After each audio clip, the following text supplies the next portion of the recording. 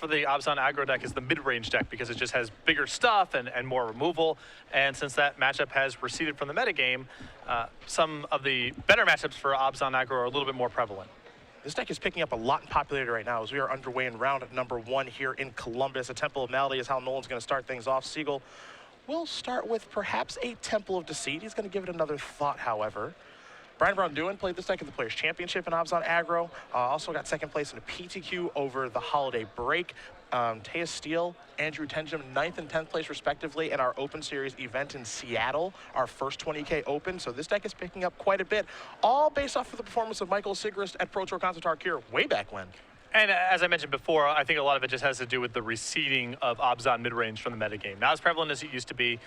The worst matchup probably for Abzan aggro in Standard, and now much less of a factor. Sansep Citadel is land number 2 here for Nolen. So no 2-drop, no Fleecebane line, no Rashasha Death Deal to get the party started. There's a Delta there for Segal. And this is going to be a Thoughtseize. So we'll get a look at Nolen's hand. You'll find 2 Siege Rhinos there along with a Murderous Cut, a Bile Blight, and a copy of Temple of Silence. And you can see why people sometimes play Esper Control or Blue-White Control, Blue-Black Control, even though the deck's a lot less objectively powerful than some of the other decks, is Thoughtseize plus Dissolve against some of these aggressive and mid-range strategies. They just don't have a lot of threats in the deck in total. So if you can make them discard or counter their couple threats, they end up rotting with a lot of removal in hand. Thoughtseize took care of a Siege Rhino. Of course, Nolen will have one left in his hand. Did pick up a copy of Wingmate Rock for the turn. Played his Temple Scryed. We're going to head back Michael's way, who just plays a Koyuz of Kolios and just pass the turn back over to Nolen. No 4th land here for Lauren, so we'll just have to pass the turn back over to Michael. Michael with a Disdainful Stroke at the ready for the Siege Rhino or Wingmate Rock. So not a bad draw here for the Esper Control player. No, and Disdainful Stroke is an excellent card in this metagame right now. Nearly every deck is packing expensive spells. Even the Jeskai token deck has Treasure Cruise, which you can Disdainful Stroke. See if Segal's going to make a move here or not. Does have a copy of Sorin Solemn Visitor available. You know, these Esper Control decks, they don't play like old Esper Control and Sphinx's Revelation. You do have to do some tapping of your mana on your own turn to get things set up. We saw Shaheen Sarani do that last year when we were in Richmond in his 2nd place finish. Now, Shaheen, to be fair, is known for playing expensive sorceries, but it's probably the direction you have to take this deck. And Michael's deck is all about tapping out. Even though there's a lot of counter spells in it, 3 copies of Disdainful Stroke and several copies of Dissolve as well, this is a pure Planeswalker control deck. There's a lot of tapping out that's going to go on here. 3 copies of Ashiok, 3 copies of Sorin, 2 Elspeth, and 1 Liliana Vess. He does crack the Delta to search up an island. Segal going to go down to 17. Though he's giving some thought about playing Sorin, and he's decided just to pass the turn back. So not willing to tap out just yet, as Nolen's going to top deck and play a Sansep Citadel. So land number 4 is here, even though it's on a bit of a delay. Siege Rhino can come down next turn. And in fact, my apologies, Michael's deck playing 0 copies of Dissolve, just Disdainful Strokes as counter spells. So definitely trying to bias his mana towards white and black with just a touch of blue, although there are a couple copies of Dig Through Time. Nolen's draw for the turn was a copy of Anafenza, the Foremost, and decided not to play that either. So he's refusing to play spells into the counter matchup that Segal could potentially have. But what's a big deal here, she mentioned no copies of Dissolve, though Nolen doesn't know that. Yeah, I think Lauren would ideally like to chain together 2 spells a turn here, but I think that's going to be impossible just because his hand is so glutted with 4 and 5 mana spells. And Rashasha Death Dealer was the draw this turn. It looks like he's going to lead out with that. So there's the 2-2 that has potential to be so much more over the course of a game. And that's going to resolve. Pass the turn back over to Segal. And this is kind of an awkward spot for Michael since his removal spells are not well lined up for it. Hero's Downfall, the Death Dealer can just regenerate. Bile Blight, Lauren can just pump it. See, what Michael did this game, you know, the turn that kind of made things a little awkward was the turn where he cracked the fetch line and then just said go. A little unsure of himself if he wanted to play the Planeswalker or not. He could have taken a proactive approach. He decided to take a reactive approach, and that might come back to hurt him here. He's got to start casting some spells. He has a Divination in hand that's been rotting in his hand for a little while, but now that he's at risk of missing a land drop, I think he just needs to cast this, even though it might result in him discarding the hand size. Well, there is a Divination. Picked up another copy of Divination along with the Swamp, so not a bad Divination there at all. See, he does have a full grip there. I believe a Hero's Downfall hanging out in the hand. And he's going to cast a Divination. It looks like actually just going to discard Divination, so his hand must be very good if he's discarding that spell. Well, it's hard for him to cast. He's had it rotting in his hand for a little while here. And he has Dig Through Time already, so he does have the option of firing off another card draw spell that's a little bit more flexible. The Death Dealer is going to come across here for 2 points of damage. This is an Anafenza. You saw Nolen play a copy of Mana Confluence. Hero's Downfall will take care of the Anafenza. So Segal down to 15, drawing. with 6 mana available, picked up a land and a plains for the turn. He'll deploy that, so now he's got 7 mana. Dig through time, as you mentioned, an option. Sorin has been an option for some time. Looks like he may have a copy of Elspeth in his hand as well. See a Bioblight too. There's no big rush for Michael to do anything, even though his draw's been a bit awkward. He has answers for most of the big stuff that Nolen can do right now, so I think he can afford to take some lumps, develop his mana, and eventually get into a spot where he's overpowering Nolen with a play like Elspeth with Disdainful Stroke backup.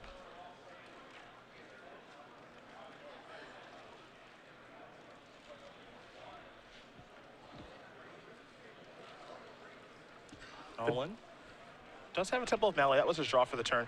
Considering how he wants to move forward here, again, he's got the Rhino, he's got the Wingmate Rock. It's very clear that he has a counterspell on his radar. You know, the way that he's deployed his spells, be it Disdainful Stroke, be it Dissolve, whatever. He's very cautious around a counterspell at this point. And if that's the case, then he may just say, all right, I'm going to pump this Death Dealer and just say go, not play into the counterspells whatsoever. 2 mana left over is a lot of insurance for your Death Dealer. As Michael's been unable to kill it thus far with 2 mana. And that would fit into what his plan has been all along. Yeah. Which is leaving up 2 mana to protect this thing. You know, this is my one threat. Now I can afford to pump it, deal you 4 points of damage, move forward. As you saw Segal go down to 11. Nolen, let's play a Temple of Malady post-combat. He is scrying right now, and that card is going to stay on top, so he's happy enough with what he's found and passing the turn back. Segal may cast Dig Through Time now. We'll see. Got a lot of mana available there. This will be 5 of it.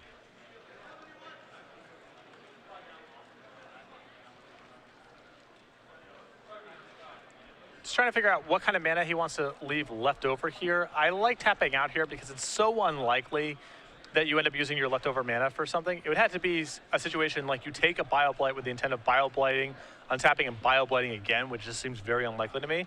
So I like leaving the graveyard stocked for a future Dig Through Time when perhaps his mana is a bit more taxed. That's not the best Dig Through Time we've ever seen. There were 6 lands and a copy of Event Hostilities. There was a Temple in there and Temple of Enlightenment. It looks like he's going to take that one with him.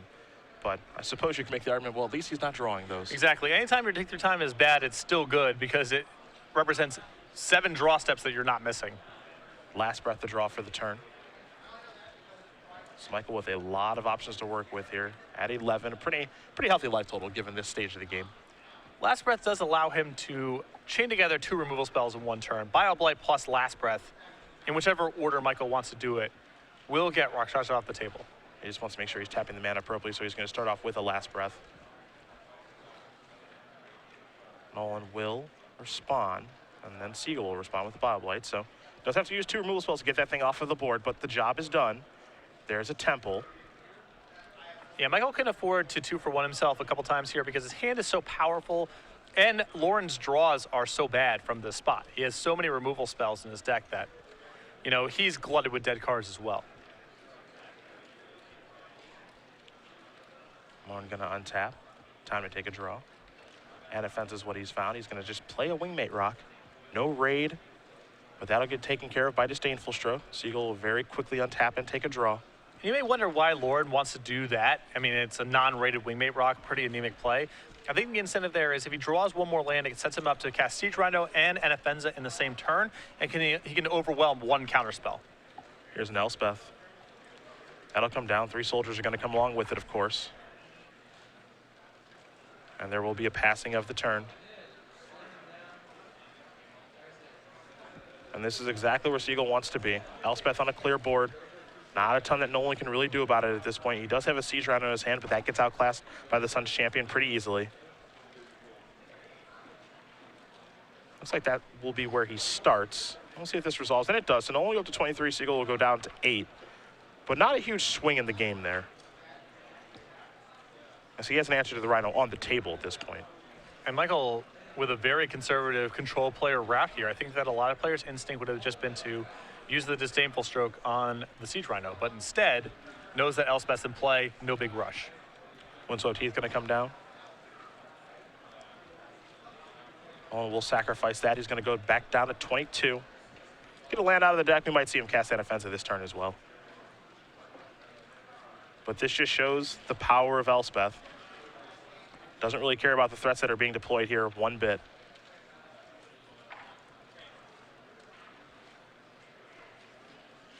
So Segal wants to take a look at the graveyard, make sure he knows exactly what's down there. And offensive a card that's picked up quite a bit in popularity because of the Loop of Erebos decks and the Animator decks that are out there, but also just a pretty efficient threat. Yeah, if you can cast it reliably on turn 3, it's a very good deal, especially if you're backing it up with a 2-mana play that can attack, which this deck has in Fleecemane Lion and the Death Dealer. And as you mentioned, the metagame has moved much more into a graveyard-centric place with Whip of Erebos strategies. Segal going to very quickly minus Elspeth, take care of those big creatures. Now here's a Sorin, that'll pump up the jam on the attackers. And all of a sudden, 8 is going to become 14.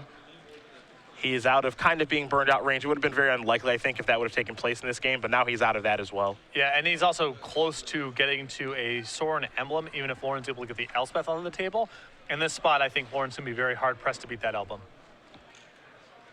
There's a Windswept Teeth, Bile Blight, Murderous Cut, some removal spells there in Nolen's hand, but those are basically dead draws in this particular matchup. Just not really where you want to be at all. And it's going to put a lot of pressure on Lauren's sideboard to have a lot to bring to the table because, you know, based on what you see in his hand right now, he's got a lot to cut. Looks like Michael with a quick question for the judge nearby. Just make sure his planeswalkers work the way he thinks they do.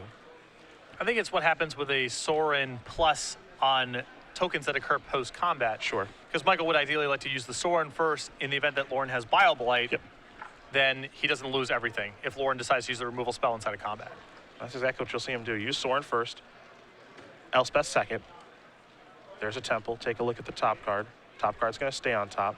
Send it back Nolen's way. Bile Blight's going to try to take care of these tokens, and it will get the job done. So this game will have a few more turns as we go. You see Segal's hand does have that copy of an Hostilities he found off a Dig Through Time. Disdainful Stroke over there as well in case anything does go wrong. Nolen going to sacrifice his Windswept Teeth and go down to 8, get a Plains out of his deck. I think this is just a very challenging matchup for Lauren game 1. He's got a lot of dead draws, and even the stuff that he has that is not dead, Michael has a lot of very good answers for. Counter spells, removal spells, sweepers. You get the sense it's hard for Lauren to get that much forward momentum unless his draw is very explosive. Yeah, I mean, this game, you saw how he started with a Temple and Disanctive Citadel, and no Fleecemane Lion, no Rashasha Datio, no turn 3 on offensive to really get the ball rolling. It was a very slow draw that revolved around Siege Rhinos, and you know, that kind of draw against this particular deck, I don't really care very much. You see Michael Segal is going to win game number 1 here over Lauren Nolen. Esper Control up a game over Abzan Aggro as we head to the sideboards. It's a funny thing. We talk all the time about, you know, beatdown decks capitalizing on metagames when they become too flush with comes into play tap lands. The same thing is true of decks like Esper. When even the aggressive strategies are not doing things for the first couple turns of the game, not only does mono red aggro become more viable, but so does something like Esper. Well, we'll start with Lauren Nolen, the former Invitational champion, and we'll see 2 Thoughtseize, 2 Elspeth Suns champion, 3 copies of Back to Nature, 3 copies of Glare of Heresy, a Murderous Cut, and then 4 copies of Drown in Sorrow. Unsurprisingly, not a lot of hate in this particular matchup. Thoughtseize is certainly nice, but outside of that, I'm not really excited about any of these cards. Well, here's the question is how much removal does he just have to get out of the deck here? He's got a Murderous Cut, 4 copies of Bile Blight, 3 copies of Hero's Downfall. We can say the Hero's Downfalls are fine to leave in the deck because there's so many Planeswalkers in Michael's deck, so we're really looking at the 4 Bile Blights and the 1 copy of Murderous Cut. 2 copies of Thoughtseize, and I would guess Glare of Heresy is the easiest thing to come in, and then maybe some copies of Elspeth as additional dead draws. But of course, the other creature removal, the Back to Nature effects, they are not very good here. Yeah, I think, you know, if I'm in Lauren's seat, I might want those Elspeths before Glare of Heresies, though Glare of Heresy does have a decent amount of targets. We don't know if you're Lauren, you don't know if your opponent has Banishing Light in his deck, so you might want to hedge there. Yeah, it does seem like a deck that would have Banishing Light. It appears that Michael's deck does not. I guess the clue is that when your opponent has Dig Through Time in their deck, they're a lot less likely to have permanents than answer permanents. They're more likely to go to spells. And in that respect, Michael has 2 copies of Utter End where some of these other decks might have Banishing Light. But I still think it's a fine hedge. You've seen a bunch of Planeswalkers, Sorin and Elspeth, so you know we'll have some targets even if it's not ideal. What do we have in Michael's sideboard? 3 copies of Burmaz, 3 copies of Glare of Heresy, 2 Erase, a Drowned Sorrow, a Pearl Lake Ancient, 2 copies of Prognostic Sphinx, 2 copies of Negate, 1 copy of Fated Retribution. So I like the Fated Retribution in this matchup. I think the 2 copies of Prognostic Sphinx are totally reasonable as well, and the 3 copies of Glare of Heresy. Prognostic Sphinx does a lot of blocking and not easy for Lauren to kill also. I mean, the 5 toughness of the Sphinx in this particular matchup, you think of the cards, you know, Siege, Rhino, and Offensa in some regards, because the Offensa can be pumping something else. A monstrous Fleece main line does a fantastic job of blocking. I think you're happy to tap out and cast that threat. It's also good at taxing Planeswalkers, and you know Lauren at least has Sorin and maybe sideboarding into more. Yeah, those Elspeths that we did mention. So I expect to see Prognostic Sphinx be in Michael's deck, and if he does draw, it'll probably play a pretty big role in things. These players will shuffle up for game number 2. And while we wait, we will talk about Season 1 of the Open Series here. It's 2015 all of a sudden, and we talked about this a little bit, but we're underway here in Columbus. Keep in mind that the structure for these Opens have now changed, where there is a main event format. It's over 2 days, and on Sunday, we will have 5K Premier IQs for the 2 formats that are not involved. So this weekend, the main event is standard in Columbus, obviously. Tomorrow, we're going to have both a Legacy and a Modern 5K IQ. Philly is Legacy next weekend. DC is standard 2 weekends after that, and then Legacy in Indianapolis at the end of January. We move to February. First weekend is off for the Pro Tour. Keep in mind that Star City Games will be running regionals that weekend, so head over to our website for more information. Houston for the first time is standard. LA the following weekend. Baltimore for the first Modern Open Series, and then Grand Prix Miami. Stay tuned to MagicGP.com for more information as we get closer to that event. Dallas the following weekend, which will be standard, and then the Season 1 Invitational in Richmond, Standard Open Series, and Standard and Legacy as the Invitational formats. End of March, meet you and Matthias in the booth. Going to be a lot of fun, all of these dates, but we do start here in Columbus, Ohio. Not too cold. Not too cold. It was raining this morning. Not entirely sure what's going on here in the Midwest, but as someone who did go up a couple hours from here, this is just par for the course. Probably going to be snowing on Tuesday. It's only a matter of time. I mean, we're here, we're in Philly, we're in DC, we're in Indy through January. We're going to hit some bad weather in one of those 4 spots. You can't fade it forever. I brought the coat and the scarf. Unnecessary. Yeah, you were very dapper last night from the waist up, and then sweatpants as we went out. Business on top, comfort on the bottom. Right. I suppose. That was kind of embarrassing now that I think about it. I don't mind that kind of stuff. Who cares? Who even cares? It wasn't like we were at the Ritz-Carlton, dude, you know? That's true. I can wear whatever I want to get my boneless wings. They're not going to kick you out of that sports bar. Whew, thank goodness. Lauren Nolen will be on the play here for game number 2. Not a great draw for him game number 1, but just a tough matchup overall game number 1. We'll see how things do change after sideboard. Though he doesn't get a lot of help. Thoughtseize is the big one. He only has 2 copies of that, so looks like he's going to send back his hand, not finding what he's looking for. Yeah, I do think this matchup is just going to generally be bad. Not a lot of high impact stuff on the sideboard. Going up to 4 copies of Thoughtseize is very nice, but you know, you don't see a really powerful collection of cards. The Glare of Heresies, the Elspeths, they had the potential to do more harm than good, and he probably has to bring in those cards. And for Michael, you know, Esper is not a deck that we've seen a ton of.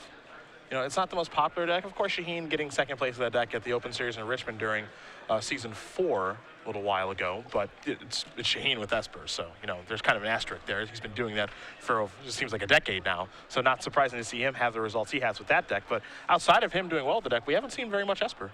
And I think it's a deck that's poised to be good at least for a couple of weeks. As long as the metagame is flush with these Whip of Erebos strategies that don't have that many cards that matter at the end of the day, I think a well-tuned Esper deck can do a lot of damage. It's Swamp plus Thoughtseize yet again here. A Sorin, a Death Dealer, and an Offensa, along with Fleece mainline. This is the kind of draw that Lauren's looking for. Well, sort of. He's missing Greed Mana, which is the mystery to unlock this hand. It's not doing very much until then. But if he's able to find untapped green mana, this hand becomes quite good. And we'll see what those temples can find as far as green mana is concerned, because you have to imagine that's what he's scrying for at this point. Segal does have a tough decision here with the Thoughtseize. He will consult his hand to figure out kind of the road this game is going to go down. It looks like he's going to select the Death Dealer. We'll head back Nolen's way. Nolen will draw. It's a copy of Urborg. He'll have to go with the Temple, you have to imagine. There that is. Take a look at the top card. Very quickly going to the bottom. You have to assume that's not a green source of mana, and we're going to go back Segal's way. Segal is just a Flooded Strand and a passing of the turn. Nolen will draw. Yeah, Lauren's keeps here are very clear. It's just green mana or bust, and that scar to the bottom allowed him to draw Windswept Heath. Basic Forest is what he's going to be searching for. Now the big question is, how do you lead out with the threats? It's very easy to just say, I'll tap out, use all my mana to cast an Offensa, but an argument can be made for Fleece mainline on this turn. I think that I just want to use all the mana available. You know, there's no, power sink, syncopate kind of thing floating around here. So just be mana efficient, get the most pressure into play also. Segal very quickly draws a card and passes the turn back, which means he has not found a land, though his draw for the turn was a copy of Bioblight. No double black mana just yet, though Nolen could help him out there a little bit, given the Urborg that he does have in his hand. Do wonder if he has any interest in deploying that. It's a real decision, actually. Well, I don't think that he wants to play the Urborg and cast Fleece mainline, exactly because of the play you just mentioned. And he doesn't really have to play the 4th land in any case anyway if he casts Fleece mainline, so I think he will hold this Urborg back. And this kind of play of holding Urborg versus playing Urborg, as he does just hold it and pass the turn back, it shows, just kind of the depth of the format. It would seem so simple to just say, yeah, of course I'm going to play my land and pass the turn back, but I believe it's correct to hold it in this instance. Now, Segal did draw Polluted Delta, so now he does have access to potentially double black if he'd like it, but cutting him off from that and forcing him to actually draw the appropriate land is a pretty smart play there by Nolen. On top of that, it wastes Michael's entire turn. If he plays the Urborg, Michael gets to go end of turn, kill your thing, untap, draw land, now cast another spell, and Lauren's way behind. So even though Michael has drawn black mana, the fact that Lauren made him burn his entire turn there is a big deal. A passing of the turn here. Perhaps he will do this on the upkeep. We will see, as he's going to sacrifice both fetch lands, dig out some lands out of his deck. The lands he digs out will be very, very interesting as well, because he could go, with Polluted Delta, I'll get an island. With Flooded Shrine, I'll get a Plains, as he does look at his hand. Again, the concealing of the Urborg is a very big deal here. Yep. Looks subtle. It's not something that a lot of players would think of, but the fact that Lauren knows Bioblight's a card on his radar. Michael cannot cast it currently. If I play the Urborg, all of a sudden it's unlocked. That could be a huge tempo swing. And this is an island as well, so this will be on Segal's own end step. Looked like he's changed his mind just a little bit, but now we're going to head back Nolen's way. Nolen going to draw a card here in just a moment, it looks like. And he will. So picked up a copy of Siege Rhino. Never a bad draw. And even though Michael may have the tools to stabilize everything, from here Lauren has a pretty concrete game plan. Attack you, Michael uses some of his mana answering a portion, but not all of Lauren's board. Follow up with another threat. Every turn I get in some amount of damage, and you're only in one spell a turn territory. Hero's Downfall. That took care of Anafenza. Rhino's going to come in. Fleece main line already came in. Seagal's already down to 6, and he's Faith in Lethal the very next turn. And again, not playing that Urborg also has changed the way that Michael had to search up his lands. Now here's Swamp. That'll take care of Fleece main line. But the Rhino is ready. Oh, we'll draw a card. Manic Influence is what he's picked up. He's got a Sorin and an Anafenza. Those are the last 2 cards in his hand. We'll start by attacking with the Rhino, put Michael down to 2. We'll see what threat he wants to cast here, because he has to be worried a little bit about, Disdainful Stroke on the Planeswalker, or if he decides to deploy Anafenza, and then you work yourselves into maybe End Hostilities territory. Yeah, I like playing the Anafenza here, even though it does risk End Hostilities, because Michael needs untapped white mana this turn to enable that, and in a 3-color deck, there's only so many sources of untapped white mana. You mentioned it. It does have to be untapped white mana for him to get himself out of that situation. He picked up a copy of Temple of Silence, which is, of course, not untapped, and we're heading to game number 3. Lauren Nolen going to tie things up here, and that's the kind of draw he needs. He needs to get out of the gate pretty aggressively. Well, on top of that, Lauren also had to play very well to make sure Michael wasn't able to time his spells the right way. Going back to that last turn, that's sort of a risk-reward assessment play. Pretty hard to figure out, but the fact that Michael needs to have untapped white mana plus End Hostilities versus just having Disdainful Stroke in hand means that Lauren's play, though risky, is in practice a lot less risky than just trying to run Sorin out there. Because if there's Disdainful Stroke, untap removal spell, he has nothing. Yeah, it's certainly bad news at that point. Then Michael might be climbing his way back into the game. Yeah. Might be forced in a situation where he needs to top deck a Siege Rhino, but that is not how things broke. Nolen played it very well, and that's why we'll be headed to a 3rd game here in just a moment. Players will re-sideboard just a touch, and while they do, we will talk about Season 2 of the Open Series, a shorter season than Season 1. And we'll kick it off in Syracuse. Yep, we got a month of Standard here with Syracuse, Providence, Cleveland, and then Seattle. Nice little back-to-back set there for you. The hometown growing up, and now the current hometown of Cleveland and Seattle. Then we move over to Dallas, Worcester for a Legacy Open, and then a Modern Open Series with a Modern and Standard Invitational in Columbus, this very hall, June 5th through 7th, Origins Game Fair. Me, you, and Matthias once again. I sleep on the parents' couch while I'm in Cleveland. Your room has been appropriated? Yeah, my mom has a lot of shoes. Uh-huh. And they're all on the bed. And she's kind of old. Okay. So she just kind of leaves them there now. Okay. My mom used to be, like super clean, super organized and stuff. And she just had her birthday, December 27th. She turned 61. And now she's just like, you know what? When you come home, you're sleeping on the couch. Okay. All right, no argument. Yeah. I am sleeping on the couch. I don't have a say.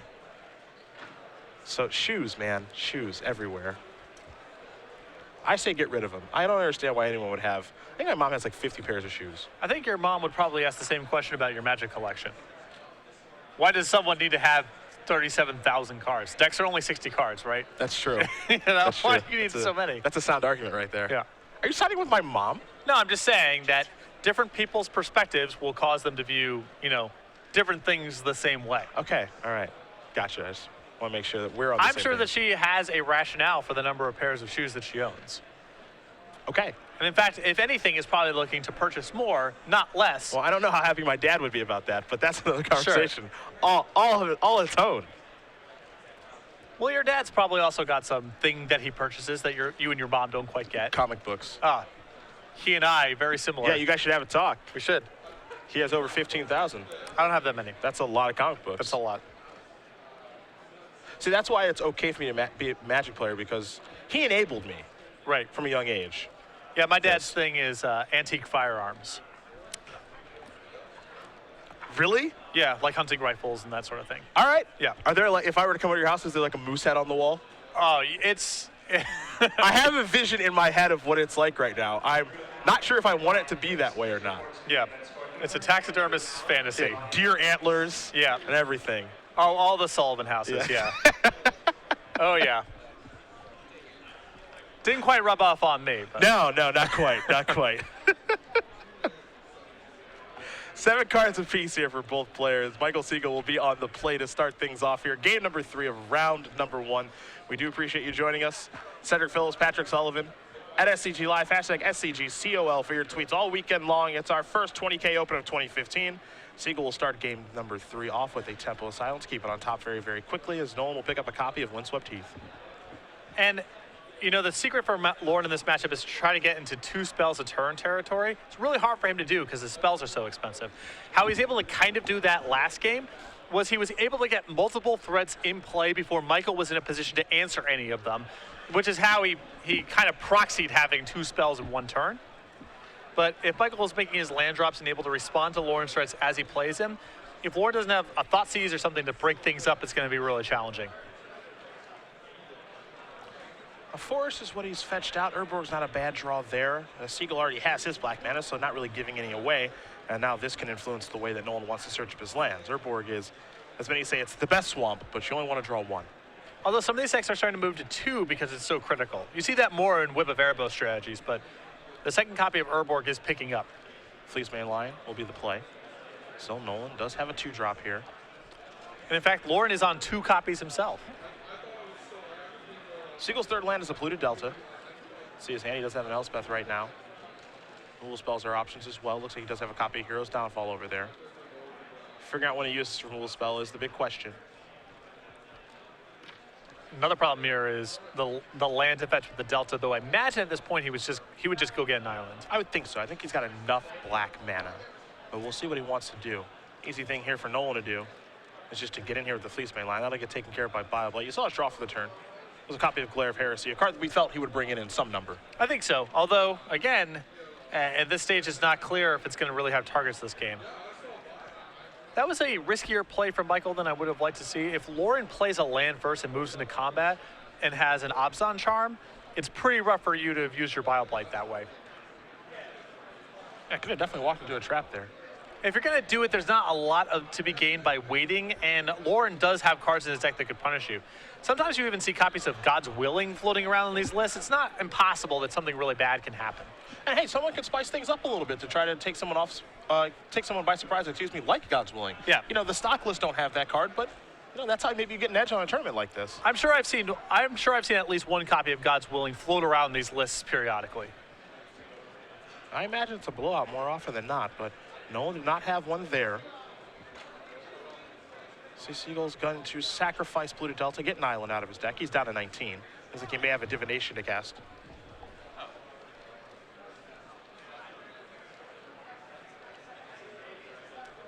And now the question is, can he afford to take the turn off here?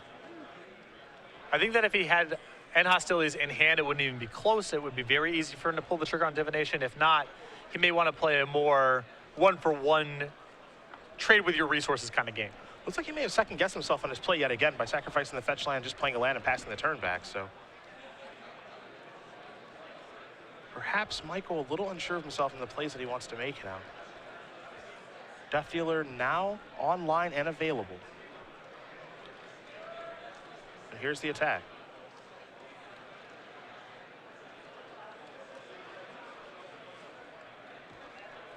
And Michael had the option to just Hero's Downfall last turn. Elected not to, and now can't downfall in this spot. Yeah. He's going to try to pump again. And perhaps he was trying to walk him into that trap.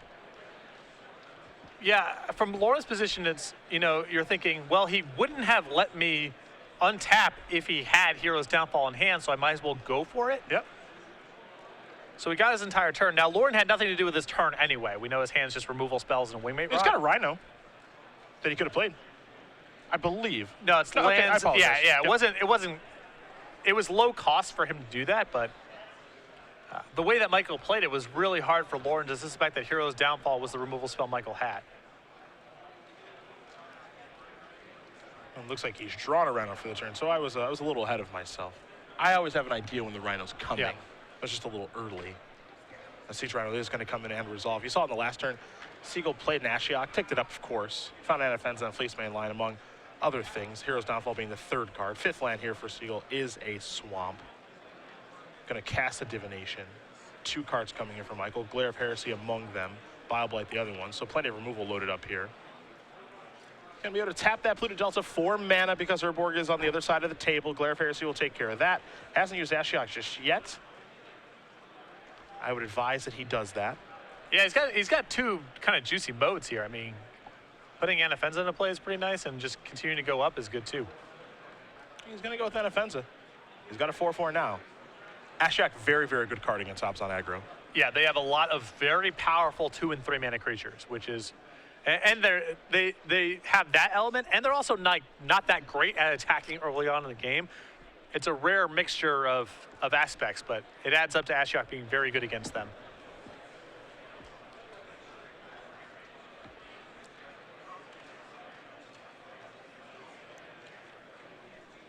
Nolen going to draw after sacrificing that Windswept Teeth. Fleeceman Lion's what he's picked up. How's he going to work his way back into this game? Does it revolve around the Elspeth that's in his hand? Well, we're going to find out right now as there is the Sun's Champion. Elevator going to be moving up, of course. 3 soldier tokens incoming, and we're going to head back Michael's way.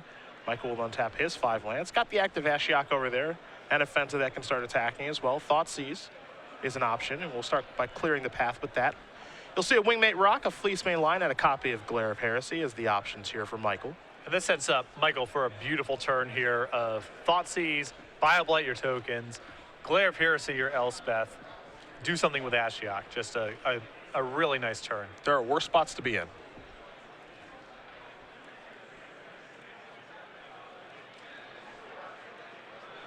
Looks like Michael also has an Elspeth in reserve in case anything does go wrong here. Doesn't have the 6th mana just yet, or the 2nd source of white mana, but you have to imagine a couple draw steps will take care of that. Yeah, his draw steps from here are so good because every spell, or almost every spell, is going to be good for him, and land number 6 is great as well. See Nolen waiting patiently, seeing what card will my opponent take away from me. Going to go with Fleece Main line. That's going to bite the dust. Leave him with the Wingmate Rock and a Glare of Heresy.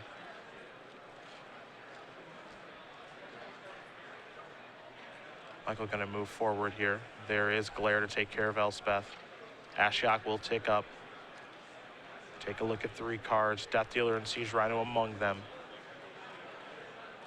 And defense looks like it might just hang back on defense. Could get more aggressive if he like. Looks like he's going to take the opportunity to do that. Bile-Blight will take care of those. And offensive will do this. 4 damage is going to come across. It's good, clean living there for Segal. I don't think there's a lot to be gained by passing the turn because you're going to have to Bile-Blight when Lauren moves into combat most likely anyway. And you know that he just has a Glare of Heresy in his hand. So he has an answer for your Anafenza regardless. Yeah. So you might as well just kill his guys and attack. Yeah. Looks like another Glare of Heresy was the draw. And this is kind of the issue that we talked about where, you know, you feel like you probably need to bring Glare in, but how good is it in reality, this matchup? Again, kind of tough to say, but you also don't know that your opponent doesn't have Banishing Light.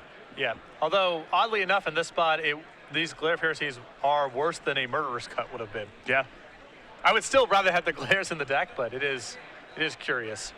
Yeah, at least Glare has a target in the Anafenza over there. Yeah, exactly. So perhaps winning a small battle. There is Divination, 2 cards coming here for Michael. That was a huge draw because if he did not find a land there, he would not be able to Hero's Downfall the Rock, but now he can. Gonna exile 3 cards, of course. Doesn't look any creatures in that one. Abzan Charm among them. And Hero's Downfall is going to take care of the Wingmate Rock. We'll head back Nolen's way. 2 copies of Glare of Heresy in hand. Draw step will net a Hero's Downfall. He's got a way out from underneath that Ashiok finally. But it's already done so much damage. Absorbing all these removal spells and potentially clearing a path for Elspeth. Glare of Heresy and Hero's Downfall will take care of those 2 cards. Ashiok did a really, really nice job this game. It's just a threat that kind of makes you panic as a player, too, because something could just go really wrong. Oh, for sure. I mean, Loren has to answer it, but this is the problem with the matchup is there's a lot of things he has to answer, and Michael has a lot more clean answers for the pressure that Loren has at the table than the other way around. Delta going to get sacrificed. Michael going to have to search up a land here. He'll go with an island. Now, one thing to keep in mind, again, only one source of white mana here, so Elspeth out the window right now. Not an option.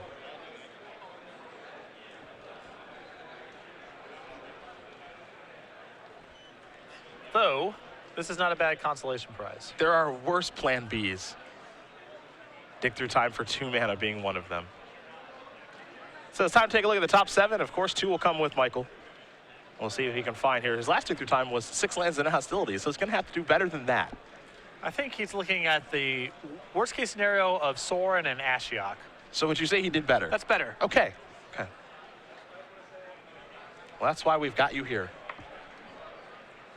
Provide the kind of analysis. Expert's the term you're looking for. An expertise that really no one else can provide. Let's not sell you short. Let's not sell you short. I appreciate it.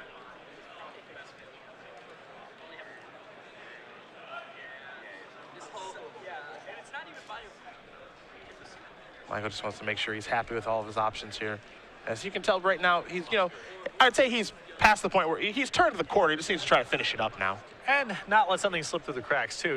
He's looking at Thoughtseize right now. You can tell he's mulling taking that one and one less Planeswalker just to be sure that his Planeswalker will stick and that Loren has to live completely off the top of the deck. But I just prefer doing this. There's Sorin.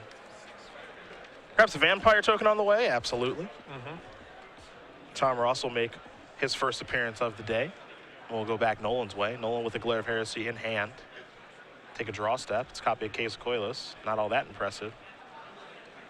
Does he want to save the Glare here is the question. Does he suspect that his opponent has an Elspeth? We'll find out. But I have a feeling he may use it, and he does. So Sorin will get off the battlefield. We'll head back Michael's way. Michael will draw. There's a Flooded Strand right off the top. So life is good as there's a second white source of mana. Yeah, no hesitation. And I'm sure Loren knows what that means the minute that the Flooded Strand goes to the graveyard. Michael can't tap his 6 mana fast enough, though he will untap it and attack first. Good sequencing. Sure. And now here's Elspeth.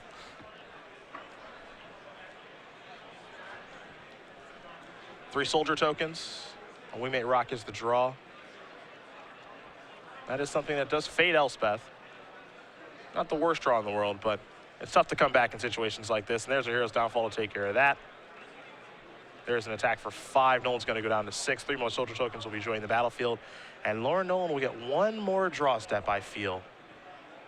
He'll pick up a Sorin and extend the hand. Michael Segal's going to win this match over Loren Nolen 2-1. Esper Control takes care of Abzan Aggro. And if Abzan Aggro starts to pick up in popularity, this could be the foil to that deck. I don't know if the matchup here for Esper Control is as good as it would be against something like Abzan mid-range. Although the mid-range builds can make it problematic for control decks if they cap out on Read the Bones post-board. But, the comes into play tap lands, I think, were the real problematic element of that matchup there for Loren, on top of the fact that he had so many removal spells game 1.